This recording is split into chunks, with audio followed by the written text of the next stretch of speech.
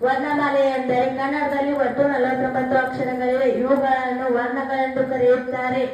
ಈ ಅಕ್ಷರಗಳ ಕ್ರಮಬದ್ಧ ಜೋಡಣೆಯನ್ನು ವರ್ಣಮಾಲೆ ಅಥವಾ ಅಕ್ಷರಮಾಲೆ ಎಂದು ಕರೆಯುತ್ತಾರೆ.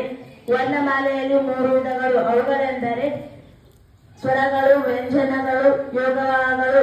ಅವುಗಳ ಪರಿಚಯ ಈಗ ನಿಮ್ಮ ಮುಂದೆ.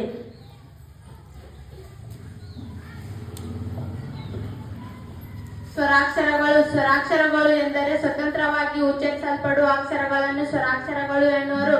ಸ್ವರಾಕ್ಷರಗಳಲ್ಲಿ 13 ಅಕ್ಷರಗಳಿವೆ. ಅವುಗಳೆಂದರೆ ಅ, ಆ, ಇ, ಈ, ಉ, ರು, ಎ, ಐ, ಓ, ಔ. ಸ್ವರಾಕ್ಷರಗಳಲ್ಲಿ 2 ವಿಧಗಳು. ಅವುಗಳೆಂದರೆ ಹೃಸ್ವ ಸ್ವರ, ದೀರ್ಘ ಸ್ವರ.